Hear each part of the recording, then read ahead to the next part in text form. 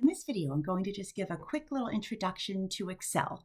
So basically, Excel is a tool that you can use to help you calculate things. So you can enter data in and then have Excel do the calculations for you. So I'm going to focus on doing this for standard deviation, but I'll just show you a few other things first. So first off, I'm just going to click into this cell. So the squares on Excel are called cells. This particular one would be B1 because it's in column B, row 1. And in here, I'm just going to put a heading. So I'm going to pretend that I have some made up data here. I'm just going to pretend these are scores on a test. So I'm going to type score and percent. I had already set this to be bold in here, but right up here in the toolbar is where you would change that. So I could switch it back to regular. I'm going to keep my heading bold.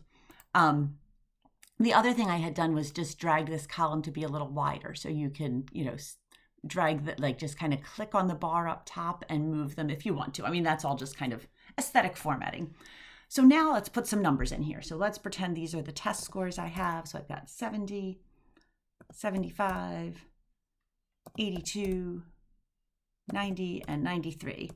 And then maybe I want to just find the total of these if I add them all together. So anytime you want Excel to do a calculation for you, you're going to type an equal sign and then type whatever it is, the command that you want Excel to follow. So in this case, to add everything up, Excel uses the command sum. And you can see as I even just start to type, some things pop up. Here's sum, which is the one I'm looking for. And you can always just do an internet search if you're not sure of the function you want, or if you're making some guesses and it's not working out. But sum, it says it's going to add all the numbers in a range of cells. That's exactly what I want to do. If I double click on this, that will pop it into the box, or I can just finish typing the word, but I'll double click. And now I have to tell it which numbers to find the sum of. So I wanted to add all these numbers, so I'm going to start at B2. And it kind of helps you out by highlighting that box automatically. Use a colon to say from B2 to whatever place. So I have my B2, I have a colon, and I want to go all the way down to B6. And again, you can see it now highlighted this whole range of cells. Close my parentheses, and when I hit enter, it's just going to tell me what that result is. So enter, and the sum turns out to be 410. And I'm just going to put a label over here so I know what it is I just calculated. I'll make that bold too, and I'm going to make the next line bold as well, just to because I'm going to put something else in there. So that's the sum. But what I really wanted to show you is how to do standard deviation on here, because that's a much longer process to do, by hand, even with a calculator helping you out. But in Excel, I can type that equals again, and there's a function built in that's a standard deviation function. And you can see right here, this kind of looks like it might say standard deviation. And this is for a sample, which we'll assume we have a sample. So maybe there was a whole school worth of test scores and we just have these 5.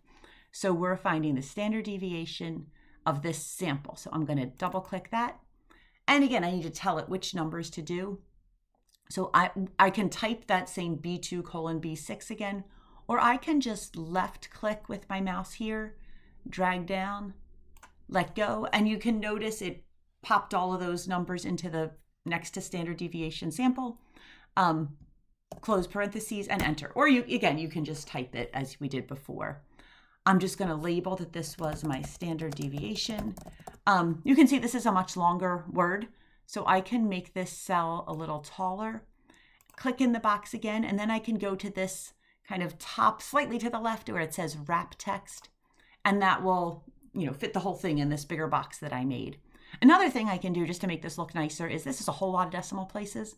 If I click in that box, and then again toward the middle of this toolbar, I can decrease the decimal. Like maybe I just want 1 decimal place. I can do that. So that's the basics of how to use Excel. Recommend just typing numbers only for the things you wanted to calculate. So you have all your labels or whatever at the column headers. Type just the numbers in one column. Even if you've got a lot of numbers, it's better to just keep them going down in one column. One other thing I just want to show you real quick. I'm going to copy this. So just Control C, Control V like Victor. Let's pretend I have another sample of data here. So I'm going to make this one easy. 81, 82, whoops, 83, 84, 85.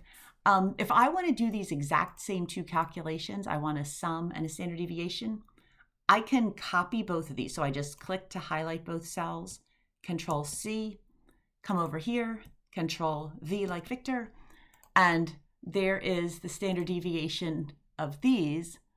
Oh, I meant to type 80. Well, whatever. So you can see in here, this is the sum. Excel automatically changed it. So now instead of B2 to B6, it's doing D2 to D6, and then same thing with the standard deviation. You can see here I got a slightly higher sum, much lower standard deviation. These numbers are much more tightly clustered, so they led to a much smaller standard deviation. So that's a couple basic things with Excel. I definitely recommend, if you want to do more, you can do internet searches. You can find a lot of information, but that gives you a quick look anyway. Thank you.